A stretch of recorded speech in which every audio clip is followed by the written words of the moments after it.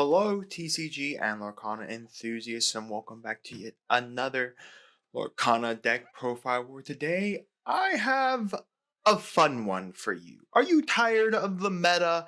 Are you tired of having to deal with all of those powerful cards? Are you tired of not being able to keep your guys on the field?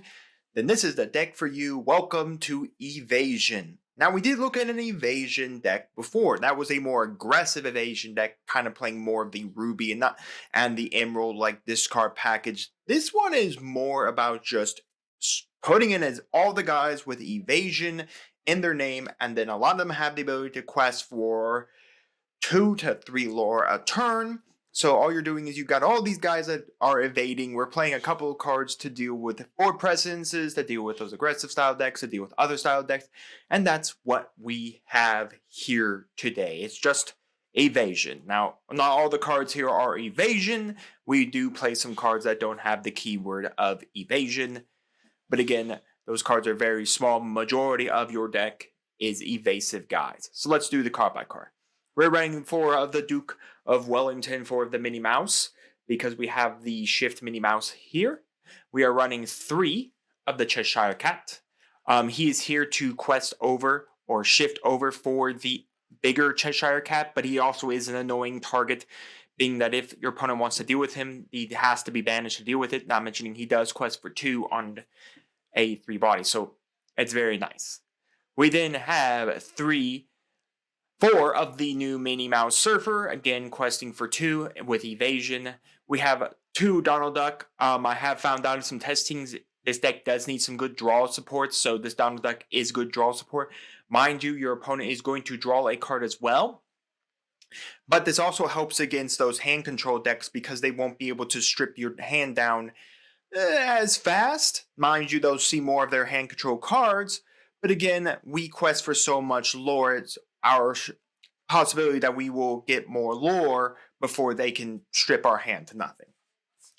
We are playing 3 of the Minnie Mouse here that can gain 2 lore if you play 2 or more actions per turn. We really don't have a lot of actions we can play a turn. We do have some ability, but not a lot. So there is a possibility this could get online, but here mostly it's to be the 2/3 body, 2/3 body, and we can shift it over this Minnie Mouse, protecting this Minnie Mouse, getting us an extra damage that it can deal with, and it's still just another evasive body. We have 4 of the Ray. In essence, this is the quest for 3 on an evasive body. I am playing 3 of the new Donald Duck. This one is very nice because we are playing evasive. I'm also running Peter Pan's Dagger in this deck, so he can gain a lore for every damage he has on him. So he can go up to 5 lore a turn. So it means a lot of steel decks don't want to damage him because I just gained the lore. And especially if I'm on the winning edge and you damage him but can't remove him, I'm going to claim all that lore off of him. With Peter Pan's Dagger, I can turn him into a target to run into something, clear something on the board, and get that all-important board control. Not mentioning as well, I'm capable of, well, since he's evasive, he can't be removed easily from another challenge. So I can control your board and claim lots of lore because of it. We have 3 Goofy. He's here for the evasive. Like I said, the majority of our cards are evasive. We got the Genie being evasive as well, questing for 2 and then spinning something back to our opponent's deck. The problem is with a lot of Amethyst Ruby decks running around in which they're very, very strong at bouncing, especially Merlin Goat, Merlin Rabbit, Merlin Crab. You definitely don't want to be doing that. You don't want to bounce back like any of the Madam Him stuff. You just don't want to do that. So most decks, this is very good. Just be cautious of those bounce-specific decks. We're running 3 Tigger, again, hit 4/4, but quest for 2. We are running 3 of the Dr. 𝐕𝐈𝐃. Dr. 𝐕𝐈𝐃 also has the ability when he quests, he can make one of your opponent character not quest. So I mean a evasive 4/4 body to quest for 3 and can turn one of your opponent's guys off from questing for a turn. Again, they can't even challenge. So if they don't have songs they can sing with it or anything like that, then in essence it's very nice. Again, just another strong point about all this. Then I am running the Cheshire Cat himself, the Shift Cheshire Cat. Again, he quests for 2, but he does have evasive, and he's also a 5/6, and he can also just tap himself to banish something that happens to be wounded. So if we have something like Big, we that Donald Duck maybe survives in, we can quest on the Donald Duck. If we have this up, we can then banish that item. And then finally, I'm running 3 of the Taylor Mickey Mouse because he does quest before. And again, he's just another big evasive body. Mostly because he quests before. This is kind of our in-game character. For actions, we're just running 2 Dragon's Fire. There are a couple of evasive guys do have, well, I guess only one evasive character has, yeah, it's only one evasive character. The Genie doesn't have the ink ability, but we are running, of course, quite a couple of cards that don't have ink ability, so I don't want to break up on these. So Dragonfire is here just to deal with those bigger targets. Teeth Inhibition, this is a great card to combo on top of Donald Duck, doing the 2 damage to Donald Duck to do 2 damage on one of your opponent's characters. Do be mindful, you'll need to do the 2 damage to your character to do the 2 damage to your opponent's character. So again, this is really good to hit your Donald Duck with it, already giving your Donald Duck questing for 3 lore a turn. We're running 3 Be Prepared. You could bump this up to 4 if you want to. And then I'm running 4 of the Peter Pan's Dagger. This just turns all my evasive guys into aggressive beat sticks. So if I need to play some board control, all my evasive guys get a +1 so they can all become highly better evasive beat sticks. So this mini can come to a 2-3. This can become a 3-3. This can get a 2 on it. This can go 4, 4, 4, 5, 5.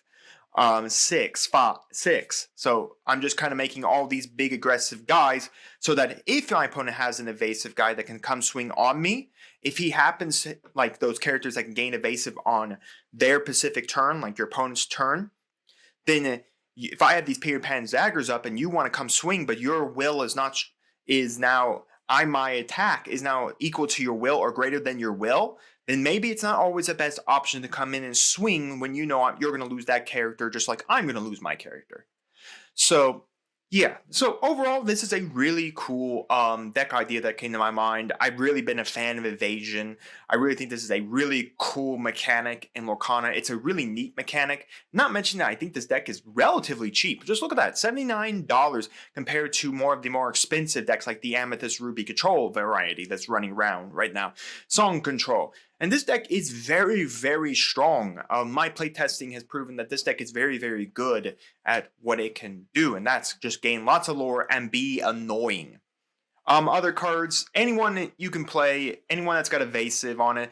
Pongo, if you like that Pongo. I'm trying to think if there's a level 2.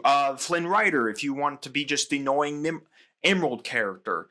Flynn Rider is just a good character. If you want to play a slight hand control package, Belle and Daisy Duck are a good idea. If you really wanted to, you can play the new Flynn Rider from this set, but be mindful we are not playing much in the way of hand control.